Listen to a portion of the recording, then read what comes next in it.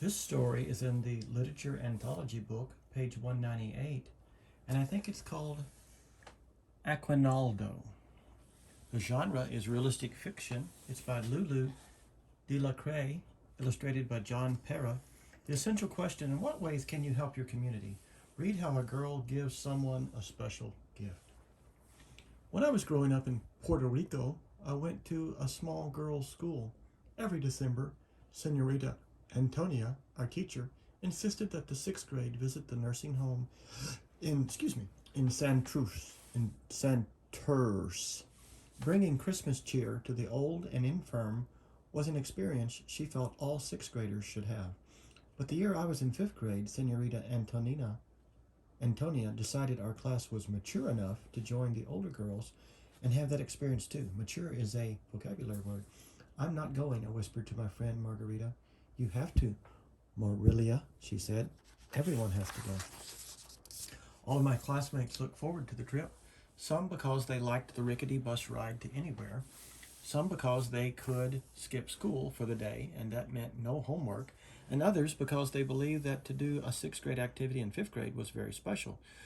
But ever since my only grandma died in a nursing home, the thought of going back to one made me feel sad. I didn't want to go. As I sat in my desk coloring the Christmas card that I was assigned to make for a resident, I tried to figure out how I could skip this field trip. Assign is a vocabulary word. Maybe they would let me help at the library. Maybe I could write a special book report at school while they were out. Or better yet, I could wake up ill and stay home from school. As soon as the recess bell rang, I ran over to the library to try out my first plan. Hola, Marilia, Senora Colezo greeted me. Hola, Senora Colezo, I said, smiling sweetly. I came to ask you if I could stay here tomorrow to help you paint posters for the book fair. I really don't mind spending the whole day at the library. Aren't you going on a field trip tomorrow? Senora Colezo asked. My class is going, but I could be excused if you need my help. The librarian thanked me and said that if I wanted to help, I could join the other students who had already volunteered to stay after school to do the posters. Biting my lower lip, I left the library in a hurry. It was time to try my second plan. Outside, seated on the polished tiles of the covered corridor, my friends were having a tournament of jacks. But I didn't join them. Instead, I marched right to the sixth grade classroom. Senorita Antonia was grading papers at her desk as I went in.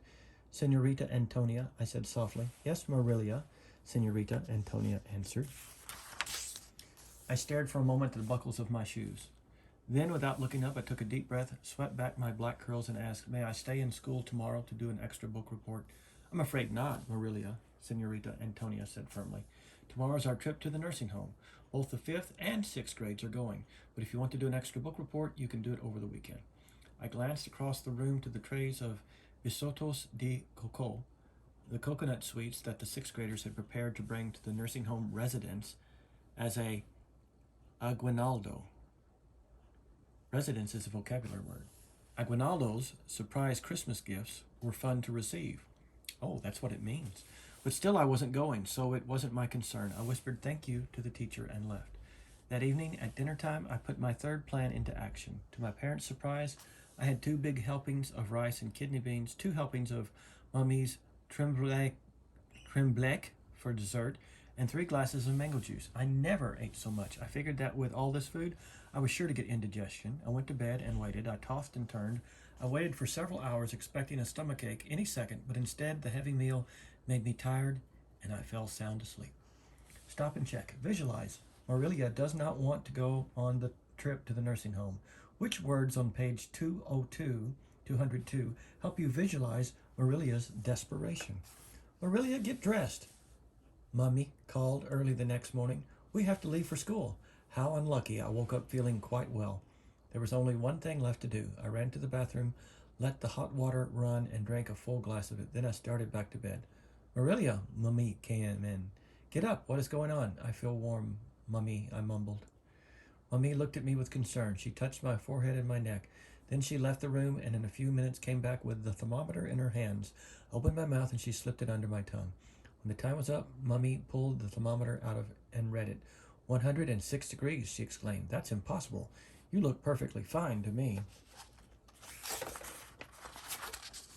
After a little questioning, I confessed what I had done. I told Mummy how much I didn't want to go on the field trip. You know, Marilia, she advised, you might enjoy yourself after all. Besides, I've already promised Senorita Antonia 2 trays of Trimbalek to bring as an A4gnld to the residents of the home. There was no way out. I had to go. In the big lobby of the nursing home, paper streamers hung from the tall windows. The residents were scattered everywhere. Now there's a vocabulary word, scattered. Some were seated on the couches. Some were in wheelchairs. Some walked clutching onto their walkers. A nurse hovered over a group of men as she dispensed pills. Senorita Antonia took out her guitar, and at the speed of the first bar, we began to sing a medley of carols. Several of the girls accompanied with maracas, güiro, and palitos. Meanwhile, the residents clapped and sang along while a 6th grader passed around our cards for us to give to them later. As I watched how happy our music made the residents, memories of my grandma rushed to me, making me dizzy with sadness. Suddenly I saw that everybody was visiting with the residents. I was alone. I didn't feel like joining one of the groups. Maybe I could quietly slip away until the visit was over. I hoped it would be soon. Then I noticed a chair against the yellow wall. I sat there, still holding the card I had made. Across the room, there was a frail old lady in a wheelchair. She was alone, too. I looked at my card again. It was rather pretty. I'd painted it with shades of blue and gold. Maybe I could just hand it to her and leave. It might brighten her day. So gingerly, I crossed the lobby and stood next to her. Gingerly is a vocabulary word. Stop and check. Visualize. How does the author describe the setting on pages 204 to 205? Identify the words and phrases that help you visualize the nursing home. Who is there? The old lady asked as she coquettishly fixed her silver bun with a light touch of her manicured hand. My name is Marilia, I said. I brought you a card. Dos te buendinga, the old woman said. God bless you. She reached for the card, but her hand was nowhere near it. Her gaze was lost in the distance, and I knelt down to place the card in her hand. It was then that I saw the big clouds in her eyes. She was blind. What was the use of a card if you couldn't see it? I felt cheated. I stood up to go back to my chair. My name is Elnita, she said, as I tried to slip away. Tell me, Marilia, what does your card look like? I knelt down beside her and in as vivid detail as I could, described the 3 wise men I had drawn. Then Elnita's curious fingers caressed every inch of the card. She couldn't have enjoyed it more if she had seen it. When the coconut sweets were passed around, she mischievously asked for 2. I bet you are not supposed to eat one of these, she giggled. No, I replied. Senorita Antonia told us that the sweets were just for the residents. Well, she whispered, nobody said I couldn't give you one of mine. I liked Elenita. I placed the besito de coco in my mouth and relished it even more, especially since I wasn't supposed to have it. I enjoyed being her partner in mischief. After that, she asked me if I liked music and if I knew how to dance. I said, I love to listen to music and dance. Then she told me how when she was young, she had been a great dancer. I used to dance so well that men would line up for a chance to dance with me. I had many, many suitors at one time, she said. I had suitors that serenaded me in the evening and others that brought me flowers. But I didn't go out with all of them. You have to be selective, you know. Selective is a vocabulary word. Too soon we were interrupted by Senorita Antonia. It was time to get on the bus and return to school. I didn't want to leave. Thank you for the card, Marilia, Elenita said. She opened her hand and gestured for me to give her mine. I'll keep this card to remember you by. I'm sorry you can't see it, I said as I squeezed her hand. For a moment it felt as warm and giving as my own grandma's. I wished I had brought you a better A4gnld.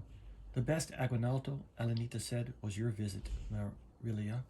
As I left, I felt light and warm and peaceful. On the bus ride back, I told my friend Margarita all about our visit. I couldn't wait to come back next year when I was in the 6th grade. I already knew what I would bring Elenita. I would make her a collage. That way she would be able to feel the many textures of my picture, even if she couldn't see it, and maybe I could make the picture of her dancing. I knew she had been very pretty when she was young. Are you going to wait until next Christmas to give her your collage? Margarita asked. I thought for a moment. Maybe Mommy could bring me back sooner, I said. As I looked out the window, I remembered how good Elenita's hand felt to touch. It's funny how sometimes things change unexpectedly. Just that morning, I didn't want to go at all. But then, I couldn't wait to visit my new friend again. We had gone to the nursing home to give A4gnlds And what a very special aguinaldo I had been given. Elenita's friendship. Stop and check. Reread. Why is Marilia planning on making a collage for Elenita? Reread page 208 to check your understanding.